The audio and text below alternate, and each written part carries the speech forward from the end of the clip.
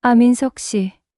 제발 당신 손가락이 내 허벅지를 타고 올라오면 난 정말 이성을 잃을 것 같아요. 멈춰줘요. 은하 씨, 당신 목소리가 떨리고 있어요. 멈추라고 하면서도 다리를 더 벌리고 있잖아요. 이렇게 뜨겁게 젖어 있으면서 어떻게 거짓말을 해요? 당신 몸은 이미 나를 받아들이고 있어요. 이건 미친 짓이에요. 당신은 내 남편의 아들이고 난 늙은 과부예요. 하지만 왜 이렇게 당신 손길이 그 사람보다 더 간절하게 느껴지는 거죠? 나이 따윈 의미 없어요. 지금 당신 숨소리, 아래를 적시는 이 뜨거운 욕망, 내 목을 끌어안는 이 떨리는 손 은하 씨, 당신은 여자예요. 그리고 난 당신을 미칠 듯이 원하고 있어요. 이 죄책감조차 우릴 더 타오르게 만들잖아요. 저는 조은아, 70살입니다. 남들은 제 나이에 손주들과 시간을 보내거나 무인정에서 친구들과 화투를 치며 여생을 보낸다고 하더군요. 하지만 저는 매달 17일이면 어김없이 서울역에 서 있습니다. KTX 전주행 오전 10시 15분 열차 7A 좌석. 그 자리는 제 남편 조태수가 마지막 숨을 거둔 곳입니다. 1년 전 그날도 똑같은 시간, 똑같은 자리였습니다. 남편은 제 손을 잡고 있다가 갑자기 손에 힘이 빠졌고 저는 그의 이름을 부르며 울부짖었지만 그는 다시 돌아오지 않았습니다. 사람들은 제게 묻습니다.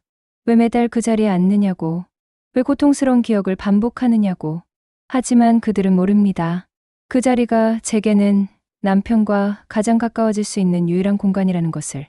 그 좌석에 앉으면 남편의 체온이 아직 남아있는 것 같고 그의 목소리가 들리는 것 같습니다. 그런데 오늘 이상한 예감이 들었습니다. 가슴이 두근거리고 손끝이 차가워졌습니다. 마치 무언가가 달라질 것 같은 그런 느낌이었습니다. 사연에 앞서 구독과 좋아요를 부탁드립니다. 사연 제작에 있어 큰 힘이 됩니다. 감사합니다. 이야기를 시작하겠습니다.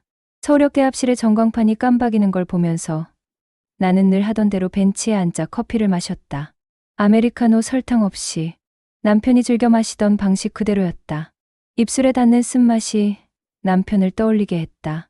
그는 항상 말했다. 인생은 원래 쓴 거라고.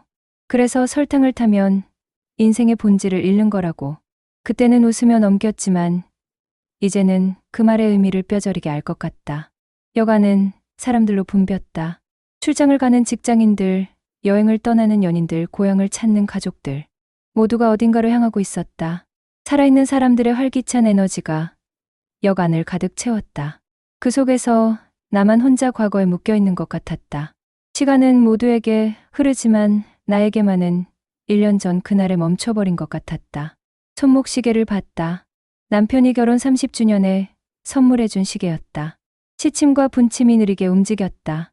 시간이 흐를수록 남편과의 거리가 멀어지는 것 같아 견딜 수 없었다. 그래서 매달 이 기차를 탔다. 시간을 거슬러 그날로 돌아가기 위해서였다. 10시가 되자 탑승 안내방송이 흘러나왔다. 나는 천천히 일어나 플랫폼으로 걸었다. 다리가 무겁고 가슴이 답답했다. 오늘따라 유독 더 그랬다. 왜인지 모를 불안감이 온몸을 휘감았다. 마치 뭔가 잘못될 것 같은, 아니 뭔가 달라질 것 같은 그런 느낌이었다. 오차. 익숙한 통로를 지나 7A 좌석 앞에 섰다. 오늘도 역시 그 옆자리 7B는 비어있을 거라고 생각했다. 나는 항상 7B 좌석까지 함께 예약했다. 남편이 앉았던 자리 그 자리만큼은 다른 누구에게도 내어줄 수 없었다. 그 자리는 남편의 자리였고 영원히 그래야만 했다. 가방을 선반에 올리고 자리에 앉았다. 창밖으로 플랫폼이 보였다. 사람들이 서둘러 기차에 올랐다. 나는 눈을 감고 1년 전을 떠올렸다. 남편의 따뜻한 손, 그의 웃음소리, 그가 내 이름을 부르던 목소리. 모든 것이 생생했다. 너무 생생해서 때로는 환청인지 환영인지 분간이 안 될 때도 있었다. 그때 누군가의 목소리가 들렸다. 실례합니다. 나는 눈을 떴다. 통로에 한 남자가 서 있었다. 30 중반쯤 되어 보이는 깔끔한 정장 차림의 남자였다. 그는 조심스럽게 내게 말을 건넸다. 혹시 이 자리가 7B 맞나요? 순간 내 심장이 멎는 것 같았다. 7B? 내가 분명 두 좌석 모두 예약했는데 어떻게 이런 일이 일어날 수 있을까? 나는 당황해서 가방에서 예약 확인서를 꺼냈다. 손이 떨렸다. 심장이 미친 듯이 뛰었다. 이럴 리 없다고 속으로 중얼거리며 확인서를 펼쳤다. 그리고 그 순간 내 얼굴이 하얗게 질렸다. 이번 달 내가 실수로 7A 좌석만 예약했던 것이다. 지난달 예약할 때 딸아이가 전화를 걸어와서 잠시 정신이 없었는데 그때 7B 예약을 빠뜨렸던 것이다. 1년 동안 한 번도 실수한 적 없었는데 하필 오늘. 아, 죄송합니다. 제가 실수를. 내 목소리가 떨렸다. 입술이 바짝 말랐다. 남자는 부드럽게 미소 지었다. 괜찮습니다. 제 좌석이 맞다면 앉아도 될까요? 나는 고개를 끄덕일 수밖에 없었다. 뭐라고 말할 수가 없었다. 남자는 조심스럽게 7B 좌석에 앉았다. 1년 만에 처음으로 남편의 자리에 다른 사람이 앉은 것이다. 내 가슴이 답답하고 숨이 막혔다. 마치 누군가가 내 심장을 꽉 쥐어짜는 것 같았다. 기차가 움직이기 시작했다. 서울역을 떠나는 KTX의 익숙한 진동이 느껴졌다. 나는 창밖을 바라봤다. 서울의 빌딩들이 빠르게 지나갔다. 하지만 내 신경은 온통 옆자리에 앉은 남자에게 쏠려 있었다. 그의 숨소리, 그의 움직임, 그의 존재 자체가 나를 압도했다. 남자는 조용했다. 아무 말도 하지 않았고 노트북을 꺼내지도 않았고 스마트폰을 보지도 않았다. 그저 창밖을 바라보고 있을 뿐이었다. 그런데 이상했다. 그의 옆모습이 묘하게 익숙했다. 어디서 본 것 같은데 기억이 나지 않았다. 눈매가 코의 선이 턱의 각도가 어딘가 낯익었다. 30분쯤 지났을까? 남자가 조심스럽게 입을 열었다. 혹시 자주 이 기차를 타시나요? 나는 깜짝 놀라 그를 바라봤다. 그의 눈을 보는 순간 내 심장이 다시 한번 크게 뛰었다. 그 눈빛, 그 눈매, 남편과 똑같았다. 아니, 똑같다고 할 수는 없지만 비슷했다. 너무나 비슷했다. 내 매달 한 번씩요. 내 대답에 남자가 천천히 고개를 끄덕였다. 저도 요즘 자주 이 기차를 탑니다. 어머니, 산소가 전주에 있어서요. 그러시군요. 나는 짧게 대답하고 다시 창밖을 봤다. 하지만 남자의 시선이 느껴졌다. 그는 나에게서 눈을 떼지 않고 있었다. 마치 나를 오래전부터 알고 있었던 것처럼 그렇게 나를 바라보고 있었다. 그 시선이 뜨겁고 무겁고 어딘가 슬펐다. 실례지만 남자가 다시 말을 건넬 때 나는 가슴이 조여오는 것을 느꼈다. 무언가 중요한 일이 일어날 것 같았다. 나는 그를 돌아봤다. 그의 얼굴에 긴장감이 역력했다. 손을 꽉 쥐고 있었고 목소리가 약간 떨리고 있었다. 혹시 성함이 어떻게 되시는지 여쭤봐도 될까요?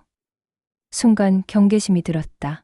처음 보는 남자가 갑자기 이름을 묻다니 이상했다. 아니, 이상한 정도가 아니라 두려웠다. 무언가 알아서는 안 될 것을 알게 될 것 같은 그런 예감이 들었다. 왜 그러시죠? 남자는 잠시 망설였다. 그러더니 깊게 숨을 들이쉬고 내 눈을 똑바로 바라보며 말했다. 혹시 조은아 씨 맞으신가요? 그 순간 내 온몸에 전율이 흘렀다. 이 남자는 누구일까? 어떻게 내 이름을 알고 있는 걸까? 입술이 바짝 말랐다. 손이 얼음처럼 차가워졌다.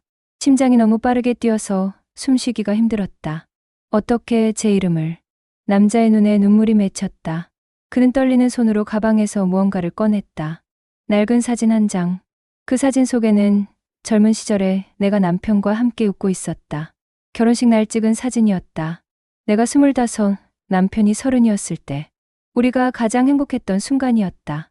이건 내 목소리가 떨렸다. 남자는 사진을 들고 있는 손이 부들부들 떨렸다. 그의 눈에서 눈물이 흘러내렸다. 조은아 씨, 저는. 남자가 입을 열었다.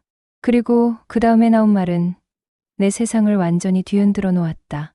저는 조태수의 아들입니다. 순간 세상이 멈췄다. 기차의 진동도, 창밖의 풍경도, 주변의 소음도 모든 것이 멈췄다. 내 귀에는 남자의 목소리만 울려 퍼졌다. 조태수의 아들, 조태수의 아들, 내 남편의 아들. 뭐라고요? 내가 겨우 입을 열었을 때 목소리가 갈라졌다. 남자는 눈물을 닦으며 말을 이었다. 제 이름은 조민석입니다. 어머니는 김미영이고요. 아버지가 돌아가시기 전에 제게 당신을 찾으라고 하셨습니다. 김미영. 그 이름을 듣는 순간 오래된 기억이 떠올랐다. 남편이 젊었을 때 결혼 전에 사귀던 여자가 있었다. 남편은 그녀와 헤어지고 나와 결혼했다고 했다. 깨끗이 정리했다고 했다. 하지만 그게 거짓이었던 건가? 그녀와의 사이에 아이가 있었던 건가? 안 돼. 이럴 수 없어. 나는 고개를 저었다. 믿고 싶지 않았다. 믿을 수 없었다. 남편은 평생 나만 사랑했다고 했다. 나와 딸아이만이 그의 전부라고 했다. 그런데 이게 무슨 소리인가, 은하 씨. 남자가 민석이가 내 이름을 불렀다. 그 목소리가 남편의 목소리와 너무나 비슷해서 나는 더 혼란스러웠다. 저도 오랫동안 몰랐습니다. 어머니가 제게 말씀해 주신 건 얼마 되지 않았어요. 어머니가 돌아가시기 직전에 아버지가 누구인지 알려주셨습니다. 그리고 아버지를 찾아갔을 때 아버지는 이미 민석의 목소리가 떨렸다. 그는 잠시 말을 멈추고 깊게 숨을 들이쉬었다. 아버지는 이미 심장이 많이 안 좋으셨어요. 그리고 제게 말씀하셨습니다. 당신을 만나보라고, 당신께 사과하라고, 그리고 당신을 지켜드리라고. 내 눈에서 눈물이 흘러내렸다. 가슴이 너무 아팠다. 배신감, 분노, 슬픔, 혼란 모든 감정이 한꺼번에 밀려왔다. 남편은 왜 나에게 말하지 않았을까? 왜 혼자 그 비밀을 안고 살았을까? 그리고 왜 죽기 직전에야 이 남자에게 나를 찾으라고 했을까? 저는 내가 무슨 말을 하려고 했는지 기억나지 않는다. 그저 눈물만 흘렀다. 1년 동안 참아왔던 슬픔, 그리고 지금 새롭게 알게 된 배신감이 한꺼번에 터져 나왔다. 기차는 계속 달렸다. 전주를 향해 남편이 마지막으로 숨을 거둔 그 종착역을 향해. 얼마나 시간이 흘렀을까? 나는 두 손으로 얼굴을 감싸 쥐고 있었다. 눈물이 멈추지 않았다. 온몸이 떨렸다. 민석은 아무 말도 하지 않고 그저 조용히 앉아 있었다. 그의 존재만으로도 나는 숨이 막혔다. 은하 씨. 한참 만에 민석이 조심스럽게 입을 열었다. 나는 천천히 손을 내리고 그를 바라봤다. 내 눈이 얼마나 붉게 부었을지 상상이 갔다. 아버지가 제게 편지를 주셨습니다. 당신께 전해달라고 하셨습니다. 민석은 가방에서 낡은 봉투 하나를 꺼냈다. 봉투에는 내 이름이 적혀 있었다. 은하에게라고. 남편의 필체였다. 이걸 받아주시겠습니까? 민석이 조심스럽게 봉투를 내밀었다. 나는 그 봉투를 바라봤다. 받아야 할까? 아니면 거부해야 할까? 그 안에는 무엇이 쓰여 있을까? 사과? 변명? 아니면 고백? 결국 나는 손을 뻗어 봉투를 받았다. 봉투가 손에 닿는 순간 남편의 온기가 느껴지는 것 같았다. 아니, 그건 착각이었다. 남편은 이미 1년 전에 죽었다. 하지만 이 편지는, 그의 마지막 말은 아직 살아있었다. 나는 떨리는 손으로 봉투를 열었다. 안에는 손으로 쓴 편지 한 장이 들어있었다. 종이가 약간 누렇게 변색되어 있었다. 남편이 죽기 얼마 전에 쓴 것 같았다. 나는 편지를 펼쳤다. 남편의 필체가 나타났다. 조금 떨리고 흐릿한 글씨. 그가 아플 때 쓴 글씨였다. 은하에게. 이 편지를 읽고 있다면 나는 이미 이 세상에 없을 것이다. 그리고 민석이를 만났을 것이다. 놀랐겠지. 화가 났겠지. 미안하다. 정말 미안하다. 나는 평생 당신만을 사랑했다. 이건 거짓말이 아니다. 민석이의 어머니 미영이는 내가 당신을 만나기 전 아주 짧은 시간 동안 사귀었던 여자다. 하지만 우리는 맞지 않았고 깨끗이 헤어졌다. 그리고 나는 당신을 만났다. 당신과 결혼하고 5년이 지났을 때 미영이가 갑자기 나를 찾아왔다. 그녀는 임신 중이었다. 내 아이를 임신했다고 했다. 나는 믿을 수 없었다. 우리는 이미 5년 전에 끝났는데 어떻게 내 아이일 수 있냐고 물었다. 그녀는 울면서 말했다. 헤어지기 직전 마지막으로 만났던 그날 밤의 아이라고. 나는 혼란스러웠다. 당신을 사랑했지만 미영이를 외면할 수도 없었다. 그녀는 혼자였고 아이를 지키고 싶어 했다. 나는 결국 그녀를 도와주기로 했다.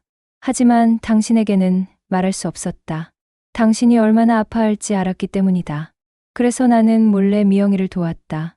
생활비를 보내고 민석이가 자라는 걸 멀리서 지켜봤다. 하지만 그들과 함께 살 수는 없었다. 내 진짜 가족은 당신과 우리 딸이었으니까. 미안하다, 은하야. 나는 비겁한 남자였다. 당신에게 진실을 말할 용기가 없었다. 그저 모든 게 덮어지기를 바랐다. 하지만 이제 내가 죽고 나면 민석이가 혼자 남을 것이다.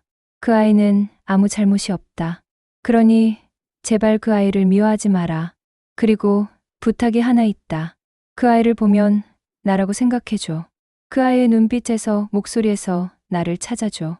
내가 당신 곁에 없어도 그 아이를 통해 나를 느낄 수 있을 거야. 다시 한번 말한다. 나는 당신만을 사랑했다. 평생 오직 당신만을. 영원히 당신의 남편 태수가 편지를 다 읽었을 때 나는 더 이상 눈물이 나오지 않았다. 그저 텅 빈 느낌만 들었다. 남편의 고백이, 그의 비겁함이, 그리고 그의 사랑이 모두 뒤섞여서 나를 짓눌렀다. 나는 편지를 무릎 위에 내려놓았다.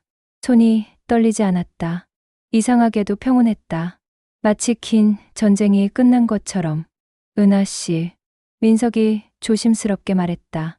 나는 천천히 고개를 들어 그를 바라봤다. 그의 눈에도 눈물이 가득했다. 우리는 둘 다 남편 때문에 상처받은 사람들이었다. 남겨진 사람들이었다. 당신은 몇 살이죠? 한참 만에 내가 입을 열었다. 목소리가 쉬어 있었다. 민석이 나를 바라봤다. 36입니다. 36. 남편과 내가 결혼한 지 5년 후에 태어난 아이였다. 그때 나는 30이었고 딸아이는 3살이었다. 행복한 시절이었다. 적어도 나는 그렇게 믿었다. 하지만 그때 남편은 다른 여자의 아이를 품고 있었던 것이다. 어머니는 언제 돌아가셨나요? 3년 전입니다. 민석의 목소리가 낮아졌다. 어머니는 평생 혼자 저를 키우셨어요. 힘드셨을 텐데 한 번도 아버지를 원망하지 않으셨습니다. 오히려 제게 말씀하셨어요. 아버지를 미워하지 말라고. 그분도 힘드셨을 거라고. 나는 가슴이 아팠다. 그 여자도 고통스러웠을 것이다. 사랑하는 남자의 아이를 혼자 낳아 혼자 키우며 평생을 살았을 그 여자. 나는 그녀를 미워해야 할까? 아니면 동정해야 할까? 답을 알 수 없었다. 당신은 아버지를 만났나요? 네. 어머니가 돌아가신 후 바로 찾아갔습니다. 아버지는 놀라셨지만 저를 받아주셨어요. 그리고 우셨습니다. 계속 미안하다고 말씀하시면서. 민석의 목소리에 슬픔이 배어 있었다. 그는 창밖을 바라보며 말을 이었다. 아버지는 제게 당신 이야기를 많이 해주셨어요. 얼마나 아름다운 사람인지, 얼마나 강한 사람인지, 그리고 당신을 얼마나 사랑하는지. 나는 입술을 깨물었다. 사랑. 그 단어가 이제는 너무 무겁게 느껴졌다. 사랑이라는 이름으로 얼마나 많은 상처를 줄 수 있는지 이제야 깨달았다. 아버지는 말씀하셨습니다. 자신이 죽으면 제가 당신을 지켜드려야 한다고. 당신이 너무 외로워하실 거라고. 그래서 저는 매달 이 기차를 탔습니다. 당신을 만나기 위해서. 민석의 고백에 나는 가슴이 먹먹해졌다. 이 남자는 몇 달 동안 나를 찾아 헤맸던 것이다. 낯선 여자를 만나기 위해 매달 같은 기차에 올랐던 것이다. 오늘 처음 만난 건가요? 네. 아버지가 당신이 항상 칠레에 앉으신다고 하셨는데 옆자리는 늘 비어 있다고 하셨어요. 그래서 저는 칠비를 예약할 수 없었습니다. 그런데 오늘 우연히 칠비가 비어 있어서. 우연이 아니었다. 내 실수였다. 하지만 이 실수가 우리를 만나게 했다. 남편이 만들어준 운명이었을까? 나는 다시 편지를 내려다봤다. 그 아이를 보면 나라고 생각해줘. 남편의 마지막 부탁이었다. 나는 천천히 민석을 바라봤다. 그의 얼굴을 자세히 들여다봤다. 눈매, 코, 입술, 턱선. 하나하나 남편과 닮아 있었다. 특히 그 눈빛. 슬프면서도 따뜻한 그 눈빛이 남편과 똑같았다. 당신 손을 볼 수 있을까요? 내가 조심스럽게 물었다. 민석은 잠시 망설이다가 손을 내밀었다. 나는 떨리는 손으로 그의 손을 잡았다. 따뜻했다. 살아있는 사람의 온기였다. 남편의 손보다 조금 더 컸고 조금 더 거칠었다. 하지만 손의 모양이 닮았다. 긴 손가락 넓은 손바닥. 나는 그의 손을 꽉 쥐었다. 눈물이 다시 흘러내렸다. 이 손을 통해 남편을 느낄 수 있을까? 이 사람을 통해 남편을 다시 만날 수 있을까? 은하 씨. 민석의 목소리가 떨렸다. 저는 당신을 괴롭히려고 온 게 아닙니다. 그저 아버지의 마지막 부탁을 지키려고. 알아요. 나는 고개를 끄덕였다. 당신 잘못이 아니에요. 당신도 피해자예요. 우리 둘 다. 기차가 천안하산역을 지나갔다. 벌써 중간쯤 왔다. 전주까지는 아직 1시간 정도 남았다. 나는 민석의 손을 놓고 창밖을 바라봤다. 들판이 끝없이 펼쳐져 있었다. 가을 햇살이 황금빛으로 들판을 비추고 있었다. 아름다운 풍경이었다. 하지만 내 마음은 여전히 어두웠다. 은하 씨. 민석이 다시 말을 건넸다. 나는 그를 돌아봤다. 제가 당신께 부담을 드리고 싶지 않습니다.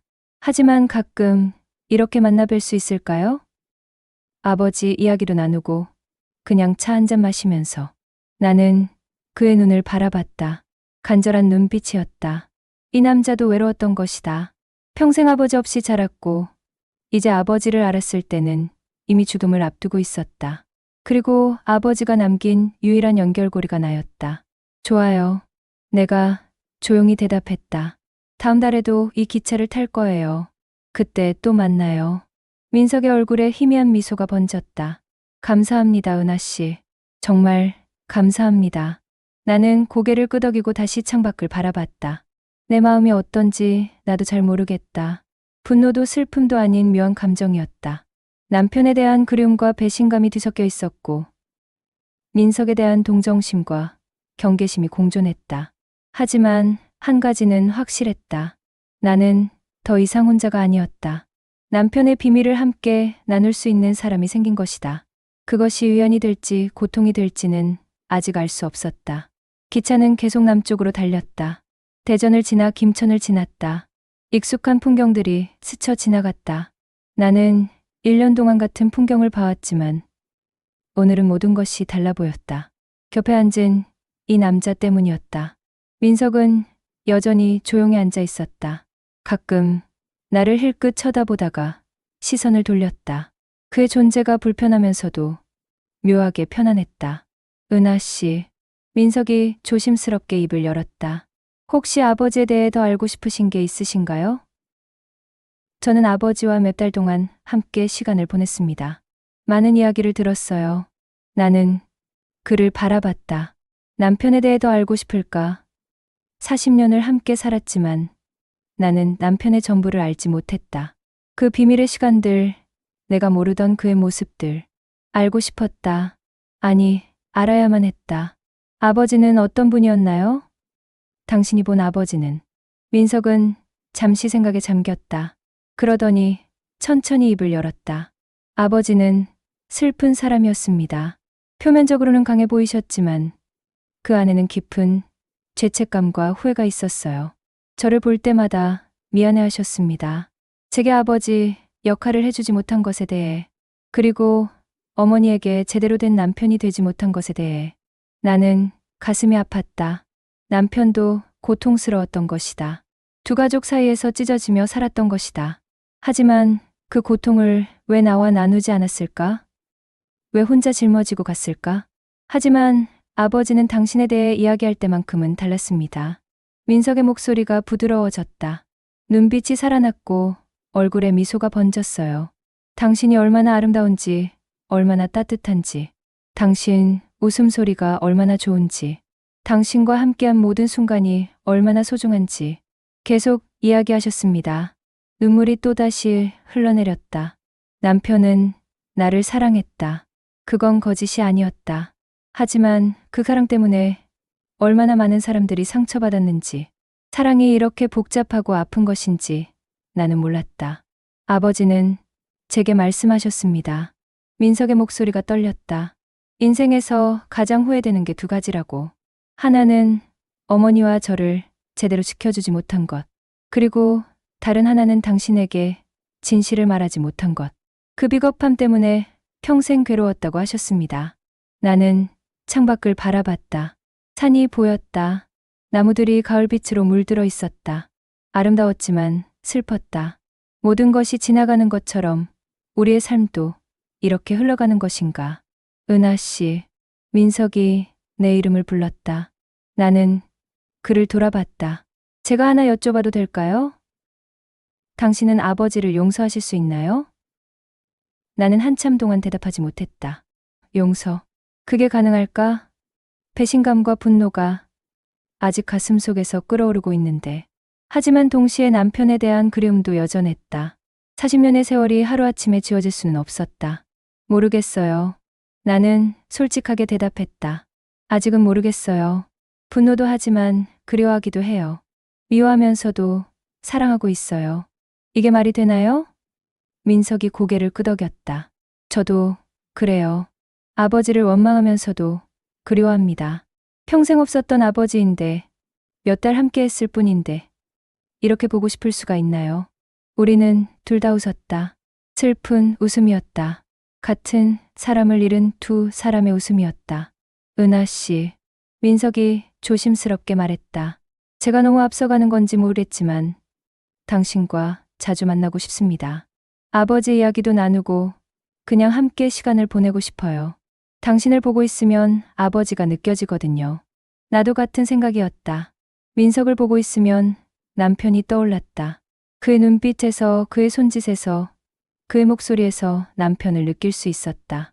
이것이 남편이 원했던 것일까? 나를 혼자 두지 않기 위해 이 남자를 내게 보낸 것일까? 좋아요. 내가 대답했다.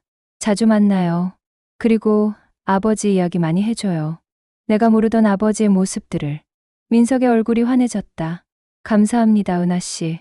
정말 감사합니다. 기차가 익산을 지나갔다. 이제 전주까지 얼마 남지 않았다. 나는 가슴이 두근거리기 시작했다. 매번 이 구간에 오면 긴장되었다. 남편이 쓰러졌던 곳이 가까워지고 있었기 때문이다. 은하 씨, 민석이 내 긴장을 눈치챘는지 조심스럽게 물었다. 괜찮으세요? 나는 고개를 끄덕였다. 괜찮아요. 매번 이래요. 이 구간만 오면. 민석이 내 손을 잡았다. 따뜻한 손이었다. 제가 여기 있어요. 혼자가 아니에요. 그 말에 나는 울컥했다.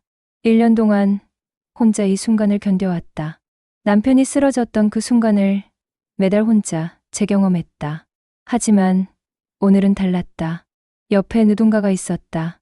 내 손을 잡아주는 사람이 있었다. 기차가 전주역에 도착했다는 안내방송이 흘러나왔다. 나는 깊게 숨을 들이쉬었다. 민석은 여전히 내 손을 잡고 있었다. 우리는 함께 일어나 통로로 나왔다. 사람들이 짐을 챙기며 분주하게 움직였다. 하지만 우리는 천천히 움직였다. 서두를 필요가 없었다. 플랫폼에 내렸을 때 가을바람이 불어왔다. 차가웠지만 상쾌했다. 나는 하늘을 올려다봤다. 구름 한 점 없는 맑은 하늘이었다. 남편이 떠난 날도 이렇게 맑은 날이었다. 은하 씨, 민석이 내게 물었다. 어디 가실 데 있으세요? 나는 고개를 저었다. 없어요. 그냥 역 근처를 좀 걷다가 다시 서울로 올라갈 거예요. 같이 걸을까요? 민석의 제안에 나는 고개를 끄덕였다. 우리는 나란히 역 밖으로 걸어 나갔다. 전주거리가 펼쳐졌다. 한옥마을 쪽으로 걸었다. 관광객들로 붐비는 거리였지만 우리는 조용히 걸었다. 이상했다. 처음 만난 사람인데 어색하지 않았다. 마치 오래전부터 알고 지낸 사람처럼 편안했다. 아버지도 이 길을 걸으셨을까요? 민석이 물었다. 그럴 거예요. 나는 대답했다. 남편은 전주를 좋아했어요. 한옥마을 골목길을 걷는 걸 즐겼죠. 그렇구나. 민석이 고개를 끄덕였다. 저도 이제 이 길을 걸으면 아버지를 떠올릴 것 같아요.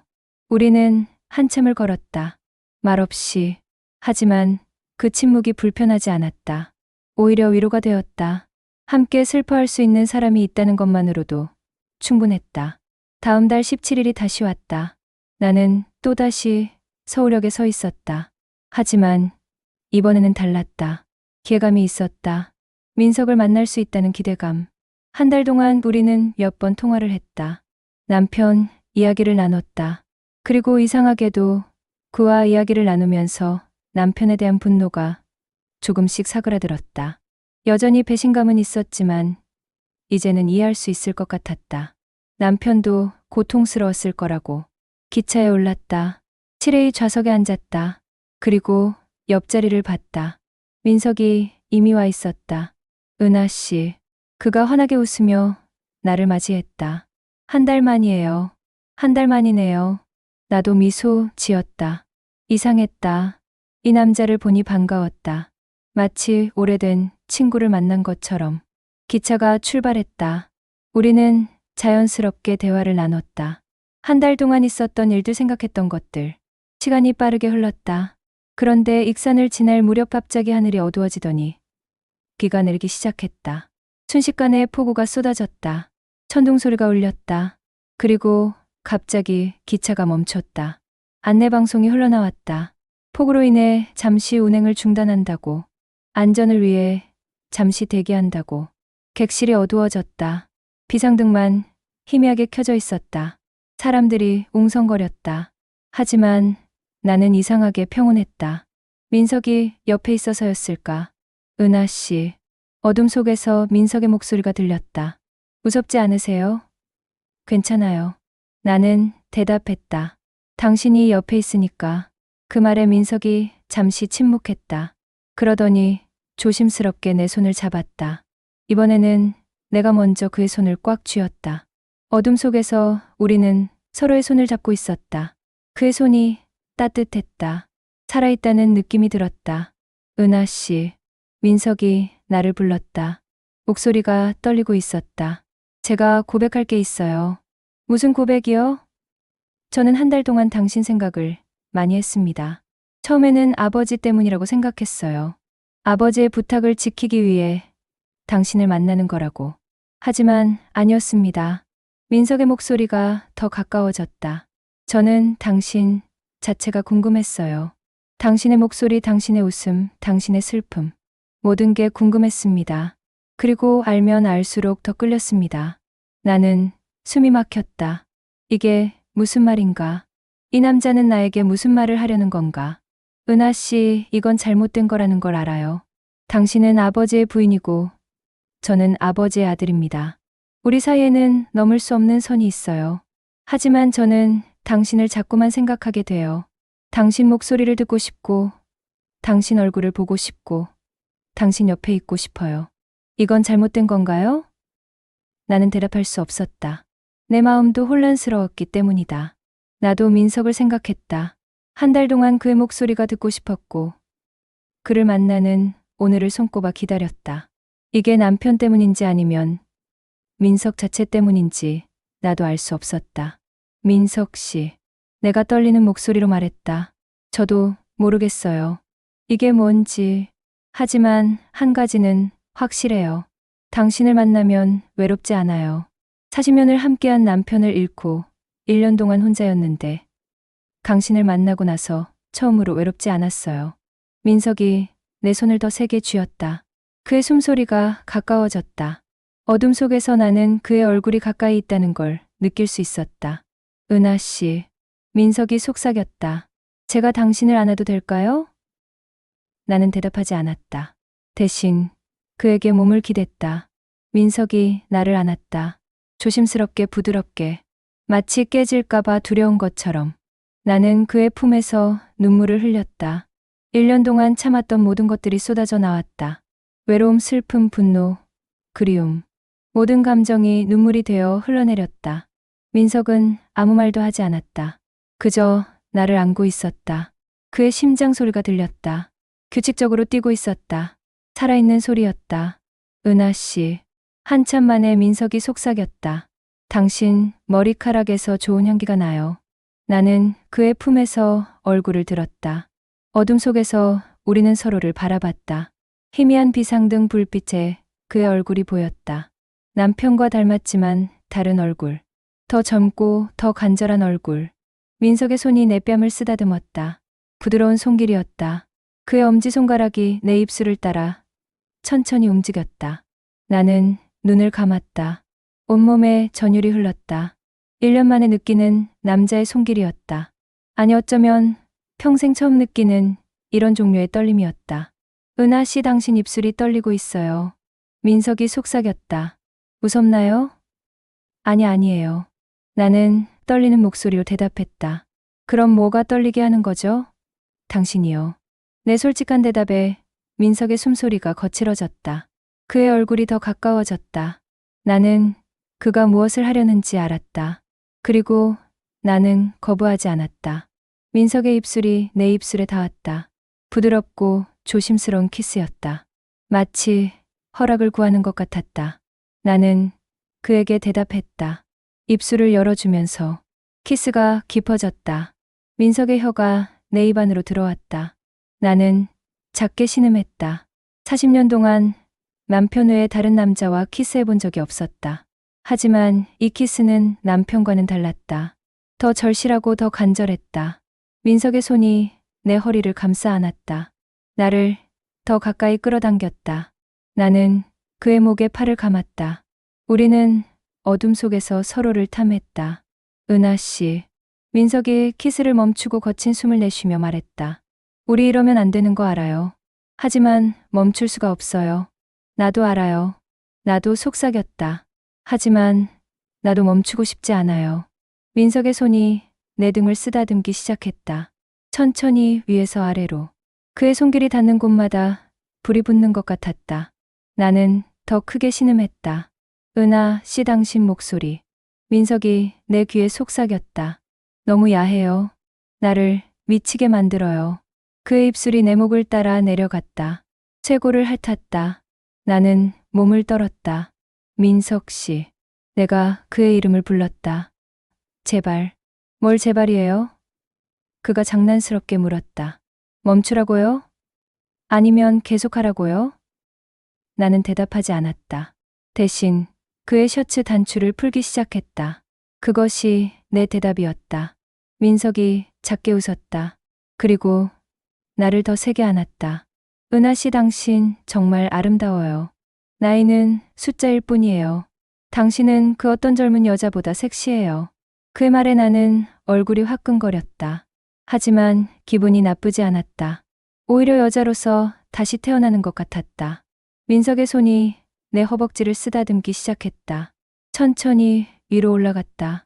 나는 다리에 힘이 풀렸다. 그의 손이 더 위로 올라갔다. 그리고 그곳에 닿았다. 아, 나는 크게 신음했다. 민석이 내 반응에 만족한 듯 더 깊이 손가락을 움직였다. 은하 씨 여기 정말 뜨거워요. 그가 내 귀에 속삭였다. 당신 정말 원하고 있었구나. 나는 부끄러웠다. 하지만 부인할 수 없었다. 나는 정말로 원하고 있었다. 이 남자를, 이 순간을, 이 금기된 쾌락을. 갑자기 기차 안에 불이 들어왔다. 운행재개 안내방송이 흘러나왔다. 우리는 깜짝 놀라 서로에게서 떨어졌다. 숨이 가빠졌다. 옷이 흐트러져 있었다. 우리는 서로를 바라보며 당황스럽게 웃었다. 민석이 재빨리 내 옷을 정리해 주었다. 그리고 자신의 셔츠 단추를 채웠다. 사람들이 웅성거리기 시작했다. 다행히 아무도 우리를 신경 쓰지 않았다. 모두 자신의 일에만 바빴다. 은하 씨. 민석이 내 손을 잡으며 말했다. 미안해요. 제가 너무 앞서갔네요. 아니에요. 나는 고개를 저었다. 나도 원했어요. 민석의 눈빛이 뜨거워졌다. 다음에 그가 속삭였다. 다음에는 제대로 할게요. 아무도 방해받지 않는 곳에서. 나는 얼굴이 빨개졌다. 하지만 고개를 끄덕였다. 기차가 다시 움직이기 시작했다. 전주를 향해. 하지만 이제 전주는 중요하지 않았다. 중요한 건 내 옆에 앉아있는 이 남자였다. 세 번째 만남이었다. 이번에는 우리는 전주에서 하룻밤을 보내기로 했다. 민석이 호텔을 예약했다. 한옥 스타일의 프라이빗한 호텔이었다. 기차에서 내려 택시를 타고 호텔로 향했다. 손을 꼭 잡고 내 심장은 미친 듯이 뛰고 있었다. 긴장되었다. 두려웠다. 하지만 동시에 기대되었다. 호텔 방은 아름다웠다. 전통적인 한옥 인테리어에 현대적인 편의시설이 갖춰져 있었다. 큰 창문으로 정원이 보였다. 나무들이 바람에 흔들렸다. 은하 씨. 민석이 내 뒤에서 나를 안았다. 긴장하고 있네요. 몸이 떨려요. 당연하죠. 나는 솔직하게 대답했다. 40년 만에 다른 남자와 민석이 나를 돌려 세웠다. 그리고 내 얼굴을 두 손으로 감쌌다. 천천히 할게요. 당신이 원할 때만, 당신이 편할 때만.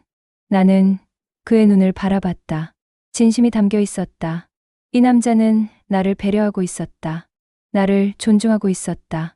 민석 씨. 내가 그의 이름을 불렀다. 나 지금 원해요.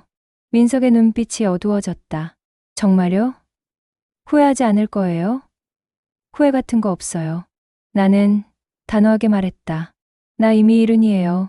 남은 인생 얼마 없어요. 후회하며 살고 싶지 않아요. 민석이 나를 침대로 데려갔다. 조심스럽게 눕혔다. 그리고 내 옆에 누웠다. 우리는 잠시 서로를 바라봤다. 은하 씨 아름다워요.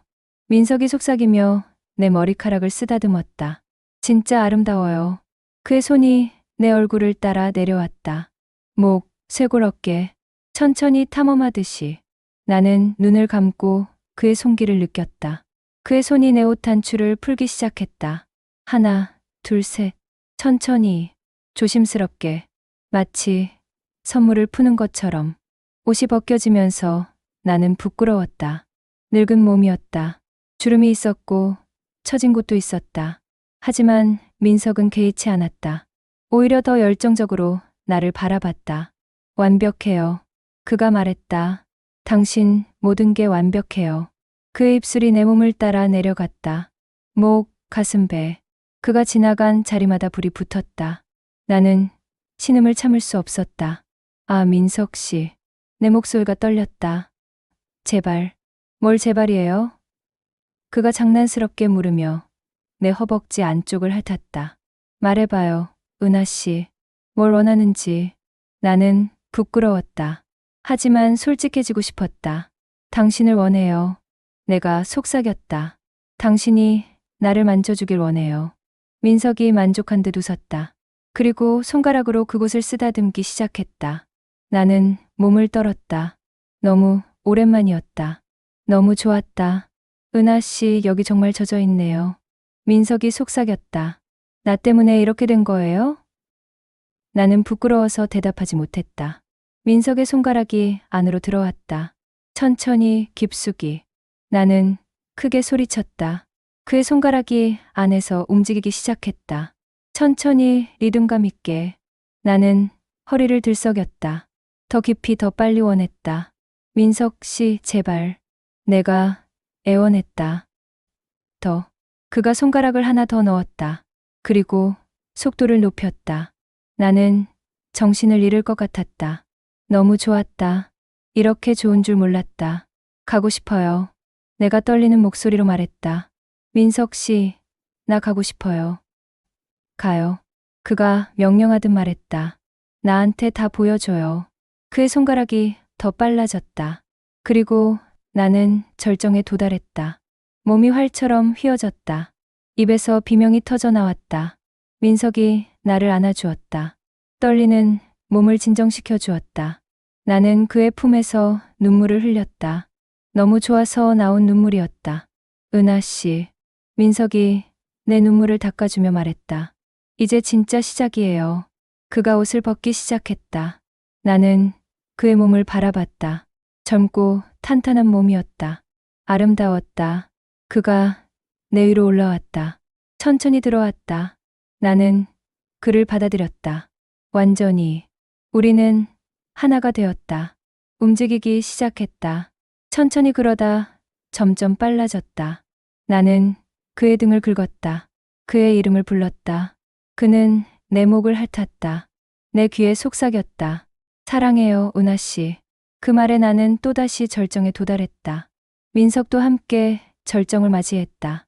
우리는 서로를 꽉 안고 떨었다. 숨이 가빴다. 땀으로 범벅이 되어 있었다. 하지만 행복했다. 살아있다는 느낌이 들었다. 민석이 내 옆에 누워 나를 안았다. 우리는 한참 동안 아무 말도 하지 않았다. 그저 서로의 숨소리만 들었다. 은하 씨. 한참 만에 민석이 말했다. 후회하지 않아요? 전혀. 나는 미소 지으며 대답했다. 오히려 더 일찍 만났으면 좋았을 텐데. 민석이 웃었다. 그리고 내 이마에 키스했다. 나도요. 우리는 그날 밤 여러 번 사랑을 나눴다. 마치 잃어버린 시간을 보상받는 것처럼. 그리고 새벽이 왔다. 창문으로 햇살이 들어왔다. 나는 민석의 품에 안겨 그 햇살을 바라봤다. 민석 씨. 내가 조용히 말했다. 다음 달에도 만날 거죠? 당연하죠. 민석이 대답했다. 매달 만날 거예요. 아니, 더 자주 만나고 싶어요. 나도요. 나는 그에게 몸을 더 밀착시켰다. 당신은 그 사람보다 훨씬 따뜻하네요. 민석이 나를 바라봤다. 아버지 말씀이세요? 나는 고개를 끄덕였다. 남편은 좋은 사람이었어요. 나를 사랑했어요. 하지만 비밀이 있었죠. 그 비밀이 우리 사이에 벽을 만들었어요. 하지만 당신은 달라요. 당신은 진실해요. 솔직해요. 그게 좋아요. 민석이 미소 지었다. 저도 당신이 좋아요. 은하 씨. 정말 좋아요. 우리는 키스했다. 부드럽고 달콤한 키스였다. 그리고 우리는 알았다. 이제 우리는 되돌릴 수 없는 선을 넘었다는 것을. 하지만 후회하지 않았다. 오히려 행복했다. 기차는 멈추지 않는다. 계속 달린다. 종착역에 다다를 때까지. 하지만 이제 나에게 종착역은 끝이 아니었다. 새로운 시작이었다. 민석과 함께하는 새로운 인생의 시작이었다. 그리고 나는 조용히 말했다. 다음 달에는 칠비에 앉을게요. 당신 옆에. 나는 지금 행복합니다. 70살의 나이에 새로운 사랑을 만났습니다. 그것이 옳은지 그른지는 모르겠습니다. 세상 사람들이 뭐라고 할지도 모르겠습니다. 하지만 한 가지는 확실합니다. 나는 더 이상 과거에 묶여 있지 않습니다. 남편을 용서했습니다. 그의 비밀도 받아들였습니다. 그리고 그가 남긴 선물 민석을 만났습니다. 7의 좌석은 이제 더 이상 슬픔의 자리가 아닙니다. 새로운 시작의 자리입니다. 그리고 옆자리 7비에는 민석이 앉아 있습니다. 우리는 매달 그 기차를 탑니다. 서울에서 전주까지. 그리고 전주에서 우리만의 시간을 보냅니다. 사람들은 우리를 보고 모자 사이라고 생각할지도 모릅니다. 하지만 우리는 압니다. 우리는 그 이상이라는 것을. 이것이 사랑인지 집착인지 위안인지 저는 모르겠습니다. 하지만 중요하지 않습니다. 중요한 건 우리가 서로를 필요로 한다는 것, 서로에게 위로가 된다는 것, 그리고 함께 있을 때 행복하다는 것입니다. 기차는 계속 달립니다. 우리의 인생도 계속 달립니다. 어디로 향하는지 모르지만 함께 가고 있습니다. 그것만으로 충분합니다. 이 사연을 들어주셔서 감사합니다. 여러분의 좋은 의견이나 지혜들을 댓글로 남겨주세요. 저에게 큰 도움이 될 것 같습니다.